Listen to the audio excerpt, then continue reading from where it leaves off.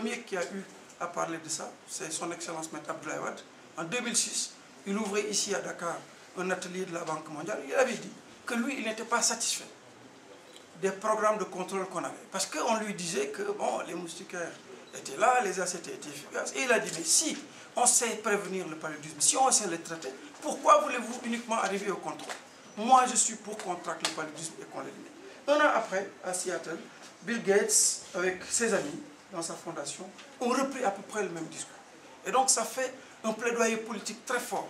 Et l'an passé, le secrétaire général des Nations Unies a même lancé quelque chose de plus fort. Il a eu à dire que lui, il voulait éliminer le paludisme en 1000 jours. Venant d'un politique, je pense que c'est un message très très fort. Alors, nous, quand les autorités ont dit on voulait aller dans un programme d'élimination, éradication à long terme, nous avons revu un tout petit peu nos stratégies. Parce que pendant très longtemps, on a eu à présenter des chiffres qu'on avait, et c'était la sempiternel recommencement. On disait toujours que la morbidité était stationnaire, la morbidité était stationnaire. Donc nous avons fait un diagnostic stratégique en interne pour voir qu'est-ce qui était à l'origine de ces insuffisances-là. Et c'est là que nous avons mis en place un projet assez intéressant de réduction accélérée de la mortalité et de la morbidité. Donc cette stratégie reposait sur 3 pieds. Le premier pied stratégique, c'était de faire en sorte que toutes les interventions efficaces prouvées par OMS soient mises en œuvre chez nous. Deuxième pied stratégique, c'est de faire en sorte que la qualité du diagnostic soit une réalité. Qu'on ne puisse plus, dans notre pays, dire qu'il a la fièvre, il a le pain. Parce que là, vous pouvez faire 1000 ans de lutte, vous allez toujours arriver à des taux de morbidité stationnaires. Donc c'est là que nous avons eu la chance d'avoir les tests de diagnostic rapide, avec des très bons taux de sensibilité, de spécificité, des valeurs prédictives positives, des valeurs prédictives négatives très intéressantes. Et nous avons donc introduit ces tests de diagnostic rapide avec le traitement par les ACT. Troisième pied stratégique, nous avons mis en place une politique d'assurance qualité. Parce que si vous travaillez, vous mettez en place le diagnostic, vous mettez en place le bon traitement, et vous n'avez pas un système qui vous renseigne sur les données de la base au sommet, vous n'allez rien démontrer. Tous les prestataires, les 2 dernières années, pouvaient vous dire qu'ils avaient l'impression que la charge de paludisme avait baissé. Médecin de district, dans mon bureau, pendant le mois d'août, j'ai l'habitude de voir 50 malades. Maintenant, j'en vois 20. Donc, je suis sûr qu'il y a quelque chose qui s'est passé. Si vous n'avez pas un bon système d'information, de suivi et évaluation qui vous remonte les informations, vous ne pourrez jamais rien prouver. Et c'est la raison pour laquelle donc, nous avons mis en place un logiciel de traitement informatique des données qui s'appelle Rollback Malaria Monitoring and Evaluation, un système de Data Quality Analysis pour analyser la qualité des données et pour vérifier la qualité des données sur les sites, on-site verification.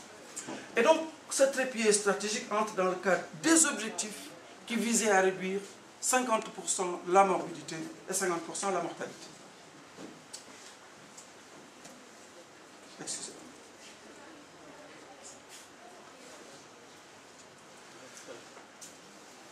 Alors, où en sommes-nous maintenant du point de vue de la mise en œuvre des différentes stratégies? Pour ce qui est des moustiquaires, la politique aujourd'hui, c'est une forte subvention.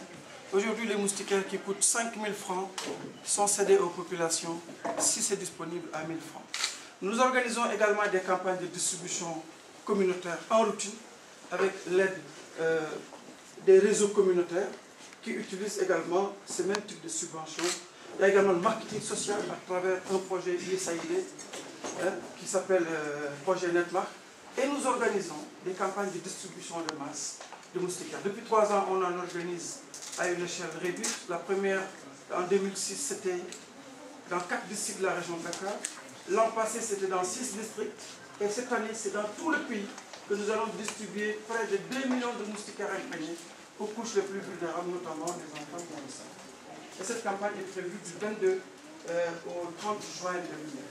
Quant à l'aspersion intradomiciliaire, qui est une technique qui consiste à asperger les murs d'un domicile avec un insecticide rémanent, c'est un projet que nous sommes en train de mettre en œuvre dans les districts de Nioro, Belengana et Chapol. Et dans ces projets-là, 98% des maisons ont été traitées. Et nous avons pu voir avec l'évaluation que nous avons faite il y a 1 mois qu'il y a une différence statistiquement significative entre les districts de Nioro, par exemple, et les districts de Kaolack qui est voisin, dont la seule différence est l'intervention de l'insecticide. À Richard Toll, nous avons fait la même comparaison avec Dagana, qui est le village le district le plus proche. Nous avons vu qu'il y avait également une différence statistiquement significative de la morbidité et de la mortalité dans la zone où il y avait l'intervention supplémentaire et dans la zone où on est. Donc nous sommes forts de ces résultats, en train de voir comment faire avec nos partenaires, IMI et Fonds mondial, pour mettre à l'échelle cette intervention là où c'est possible. Il y a également